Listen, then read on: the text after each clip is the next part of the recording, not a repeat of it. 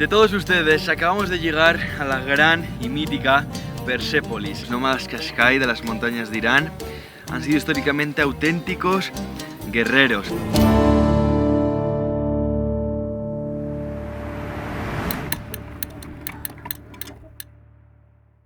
Tras las fuertes protestas, las grandes protestas vividas en Irán durante los últimos meses y el consiguiente bombardeo de información que recibimos en España, en Occidente, al respecto de este país asiático, de sus líderes, de su política, decidí venir aquí, al propio país, para conocer en qué había quedado todo esto, para conocer la realidad que viven las propias familias iraníes. Grabé un primer reportaje en Teherán y otras ciudades importantes del país, a modo de contexto, de introducción, hablando de mucho de esto, de política, de economía, de historia reciente.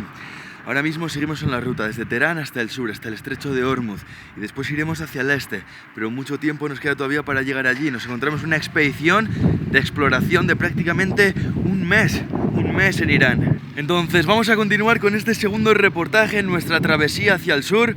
Esta mañana salíamos de Esfahán, una de las ciudades más grandes del país, y hemos llegado a un pueblito de unos 10.000 habitantes en mitad de la nada. Se trata de una aldea tradicional conocida como Barzane, y este lugar es muy famoso por algo. Es muy famoso en concreto por la vestimenta de las mujeres. Nos encontramos en la mezquita porque en 10-15 minutos va a comenzar la hora del rezo, tanto de hombres como de mujeres. Ojalá podamos filmarlas en ese momento. En cuanto lo veáis, os vais a dar cuenta.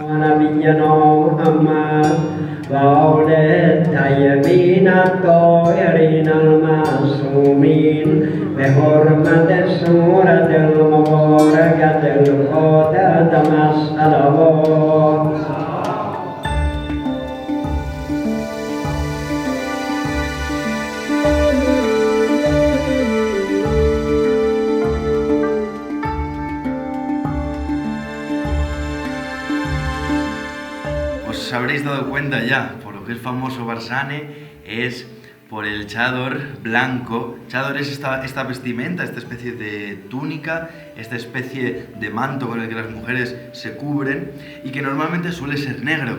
Podríamos hablar además de diferentes razones. La primera de todas es que el color blanco es el color sagrado para la religión zoroastra de estas zonas, también por el calor y también incluso por la abundancia de algodón.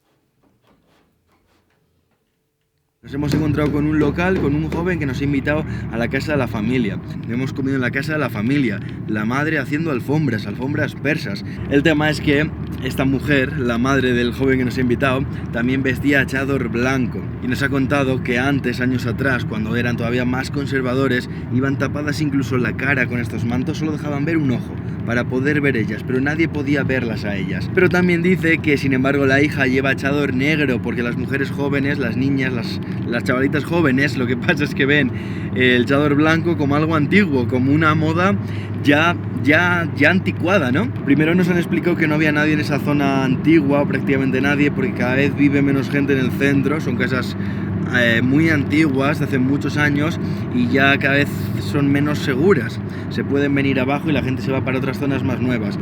Mezclado con que las sanciones que tiene Irán, sobre todo nos comentaban que se aumentaron mucho en la época Trump.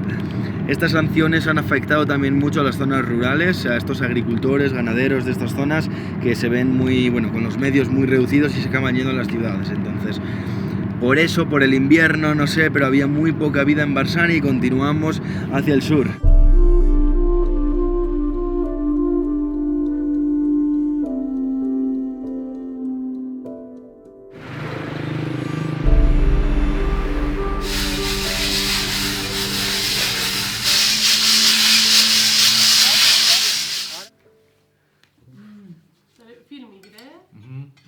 Video.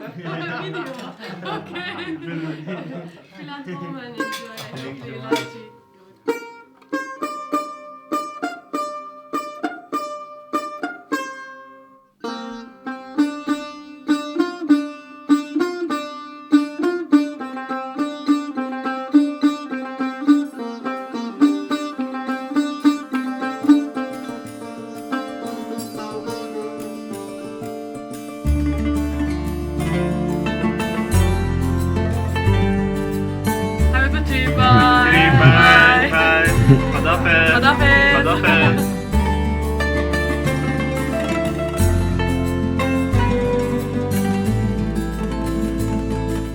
Y hoy nos encontramos, después de haber dormido, de haber pasado una agradable noche en Ardakan, en otra ciudad, nos encontramos en Yazd, una ciudad, sobre todo su parte antigua, que parece sacada del príncipe de Persia, del Prince of Persia.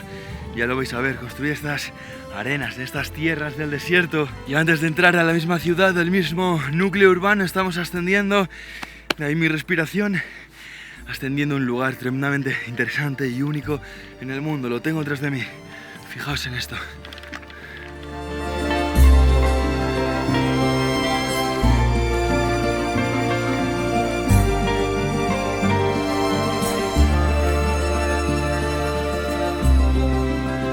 Fijaos en este lugar, fijaos donde nos encontramos en estos momentos. Esto se conoce como las Torres del Silencio, como ya digo, en las afueras de la ciudad de Yazd. La religión zoroastra traía aquí a sus muertos, abría los cuerpos de sus muertos y aquí en este agujero eran devorados por los buitres que llegaban desde el cielo. En algunos textos había leído que se molían los huesos una vez devorados por los buitres y tras las lluvias se filtraban a los ríos y llegaban al mar, que es de donde viene la vida, es como el inicio y el fin de las vidas para la religión zoroastra, pero no tiene sentido según aquí me explican porque tampoco está conectado con ningún río. La religión zoroastra todavía existe en Irán. De hecho es una de las pocas, realmente pocas minorías religiosas en este caso que tienen permitido entrar en la política del propio país, pero tengo entendido que esta es una tradición que ya no se lleva a cabo ni en este lugar ni en ningún otro lugar del territorio.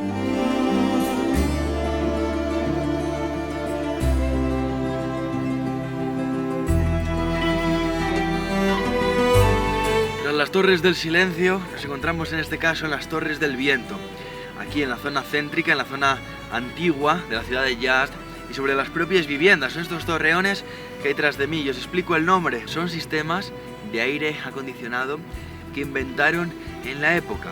Estos torreones, obviamente conectados con el interior de las casas, captan cualquier tipo de brisa que haya sobre las propias viviendas y acumulando este aire frío consiguen hacer corrientes entre la propia zona alta de los torreones y las viviendas y enfriar las casas, que durante el verano, ahora mismo estamos en mitad del desierto. Lo que sí que me interesa cada vez más es esta antigua religión, el profeta Zaratustra, más conocido en España. Hoy, y tras estar en estas torres, increíbles Torres del Silencio, hemos visitado diferentes templos, como el Templo del Fuego, donde mantiene una llama encendida desde hace en torno a 1500 años. Y realmente, aunque estoy preguntando y preguntando, no consigo informaciones exactas respecto a las fechas.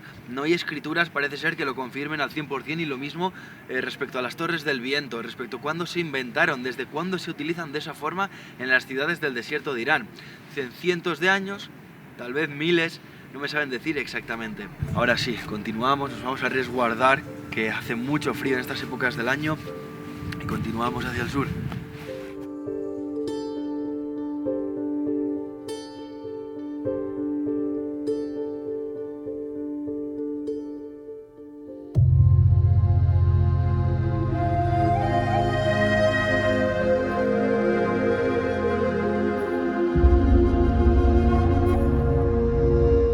Y hoy sí que sí, nos vamos a sumergir directamente en la antigua civilización persa, porque hemos llegado aquí en mitad de estas montañas rocosas a uno de los lugares más importantes de uno de los imperios más grandes de la historia, uno de los primeros además imperios de la historia, el imperio de los aqueménidas del siglo VI a.C., que bueno, reinó en estas tierras hasta la llegada y destrucción de Alejandro Magno. Ante todos ustedes, acabamos de llegar a la gran y mítica Persépolis. Esta civilización persa contaba con 3 ciudades más importantes, con 3 capitales, y posteriormente se construyó esta Persépolis como el lugar religioso. Esto no era una ciudad como tal, era un complejo de diferentes templos magníficos, mucho más grandes, mucho más amplios y altos que lo que se puede ver hoy en día, con unos dibujos que a mí me encantan, de estos guerreros persas, con leones, con aves, con seres mitológicos. Vamos a disfrutar de este lugar único en el mundo.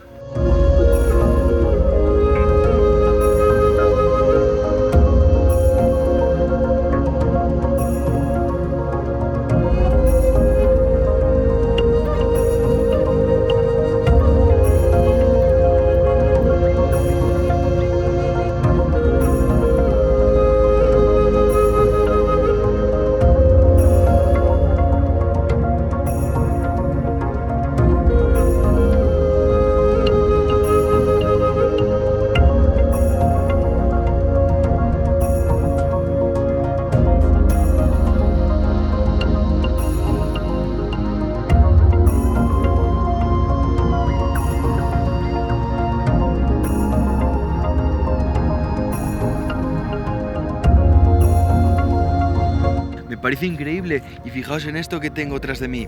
Se trata de la necrópolis, como si hablas de ese valle de los reyes en Egipto. Aquí se enterraban a los reyes, son las tumbas de estos antiguos reyes de la dinastía de los Aqueménidas. Ahora sí, nos quedan 50-60 kilómetros para llegar hasta Shiraz, la ciudad de la poesía, la ciudad de los poetas. Así que continuamos.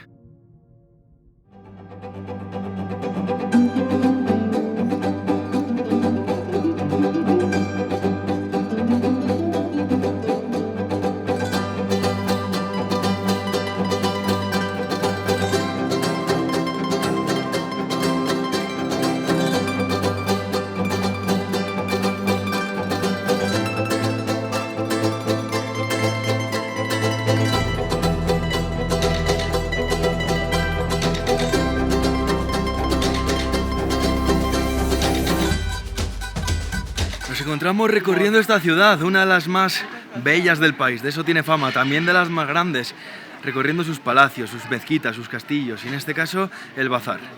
El bazar es importante, bueno, en todo Oriente, también en todas estas culturas de estas zonas, pero sobre todo en Irán, en el bazar se cuece todo, aquí es donde puedes compartir con los locales, y este está completamente lleno.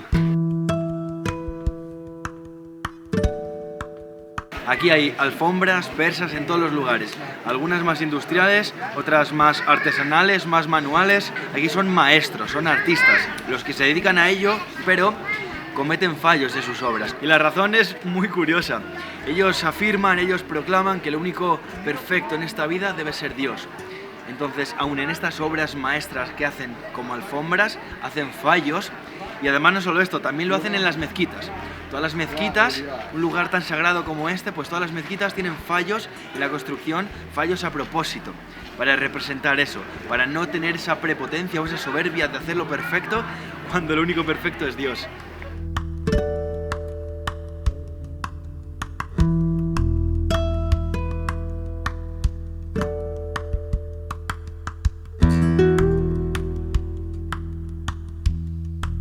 No me cansaré de decirlo, una vez más nos sentamos a comer y a disfrutar de esta gastronomía iraní, con estos platos de berenjena, con kebab, con el cordero, mucho cordero. Pero voy a deciros también un par de datos interesantes sobre esta gastronomía. De Irán es el caviar más caro del mundo, del norte, del mar Caspio, cerca de 30.000 euros el kilo. Y además casi un 90% de la producción mundial de azafrán, este es el típico plato con arroz y el tostadito de azafrán, que además está muy bueno, se utiliza mucho azafrán por supuesto, casi el 90% de la producción mundial o el 90% proviene también de Irán. Vamos a disfrutar.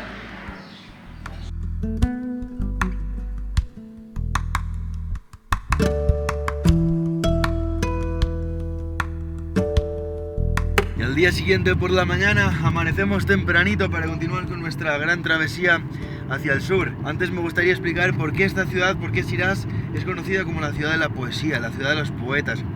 Allí se encuentran dos mausoleos, dos tumbas de dos de los mayores poetas de la historia de Irán, como pueden ser Saadi y Hafez. En el mausoleo de Hafez compramos este diván, este libro, el diván de Hafez, que está tanto en persa como en español, y además es tremendamente bonito, así que gran recuerdo desde allí, desde el mausoleo. Además, algo que no había comentado tampoco es el gran aporte a la literatura mundial de estas tierras de Irán, de la civilización persa, ¿no? Hablamos de Alí Baba, de Aladino, de los 40 ladrones, de las 1001 noches, de Sinbad el marino. Todo eso es historia popular, son historias de aquí, de estas tierras. Por último, y cambiando de tema, pero aprovechando que tenemos un coche blanco aquí todos los coches son blancos y según me confirman no tienen nada que ver con leyes ni órdenes de que tienen que ser blancos, simplemente se puso un poco esa moda porque dicen ser más visibles en la carretera, y como todo el mundo quiere blanco, pues si tú quieres vender tu coche en el futuro va a ser más fácil venderlo y por más precio si es blanco. Y otra cosa que me ha sorprendido un poco es la cantidad de turistas iraníes. Extranjeros no hay ni uno, pero iraníes está lleno, y es también pues porque su moneda se ha devaluado muchísimo, viajar al extranjero es difícil, con su pasaporte no pueden entrar en casi ningún país, es complicado, y tienen al final un país tan grande, tan rico, tan diverso, que el país está lleno de turistas iraníes. Entonces bueno, continuamos hacia las montañas, porque lo que toca hoy, no podíamos terminar el reportaje sin algo así.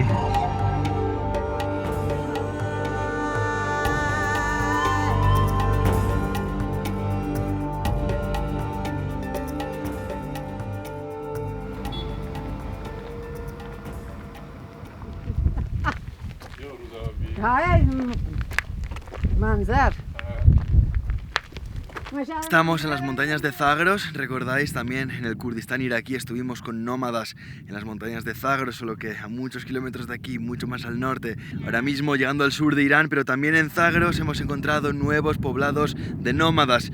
Allí están los poblados, más bien poblados, los campamentos, las carpas, y fijaos el tremendo cañón en el que viven. Irán además tiene una gran población de familias nómadas, prácticamente 1 millón. Estamos con los nómadas Qashqai, el grupo más numeroso, en torno a 400.000, que viven desde estas montañas hasta el Golfo Pérsico. Así que antes de nada, vamos a presentarnos.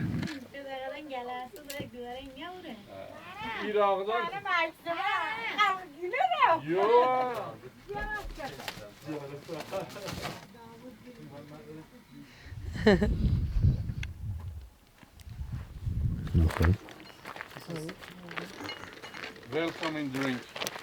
Thank you.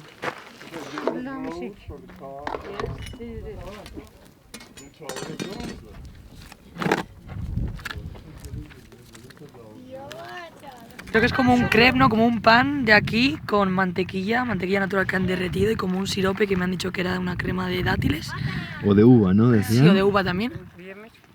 ¿Está bueno o qué? Delicioso, como un pancake con un sirope.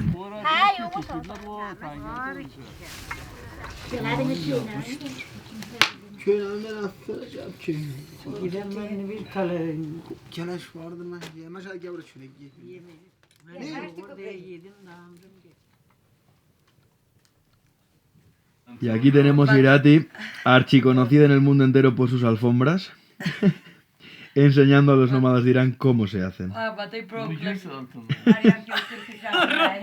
Ella, por ejemplo, lo hacía con la derecha. Pero por eso hace todo con la derecha, yo no puedo porque me engancho con esto.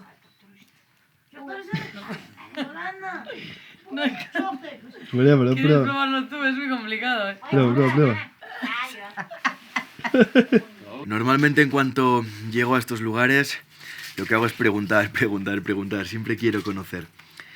Ha empezado un viento súper fuerte, levantando tierra, polvo, y nos hemos resguardado en una vivienda ya, o sea, una estructura fija, aquí, una casa. Eso nos quiere decir que suelen venir, entiendo que suelen venir siempre a este mismo lugar en esta temporada. Tiene una vida seminómada, realizan la transhumancia. Transhumancia, los campos de invierno a los de verano y los de verano a los de invierno. Ahora es febrero, estamos en los de invierno, estamos más al sur, en las montañas, pero más al sur. Esta familia concreta no baja hasta el Golfo Pérsico, hasta las costas. Y digo esta familia porque es solo una familia, la división es por familias. Esto es porque necesitan terrenos para el ganado, que ahora el ganado está fuera en las montañas, lo veremos más tarde. Entonces, división por familias.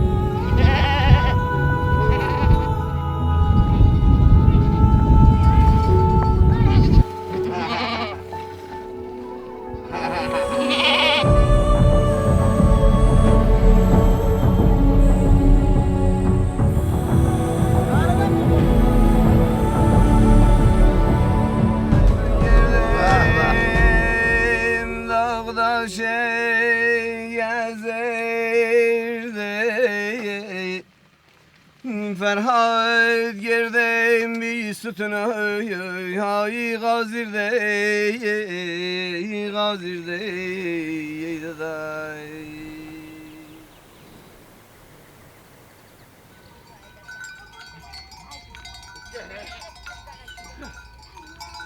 Esta gente, los nómadas Qashqai de las montañas de Irán, han sido históricamente auténticos guerreros. Hace unas cuantas décadas, de hecho, era una de las principales fuerzas políticas en el país. Y están armados también desde hace entre 1 o 2 siglos, porque tenían guerras entre los propios clanes por los territorios y por el ganado. En la Primera Guerra Mundial, por ejemplo, lucharon junto a los alemanes. En la Segunda Guerra Mundial lucharon contra la ocupación británica, es decir, la ocupación de los indios, que por ese entonces era colonia británica, con la ayuda de los alemanes, nada más terminar la segunda, es decir, años 44, 45, 46, luchan por el norte, en este caso, contra la ocupación rusa. Después tuvieron también más conflictos, los líderes tribales iban al exilio, algunos fueron ejecutados por el Ayatollah Khomeini. Entonces, hoy en día viven en paz en las montañas. Sí que hablábamos, por ejemplo, con el abuelo y decía que nunca ha usado el arma, ni siquiera para cazar, porque no le gusta matar fauna, animales salvajes de aquí de las montañas. Me encanta, pero de verdad, los skate tienen una historia realmente interesante.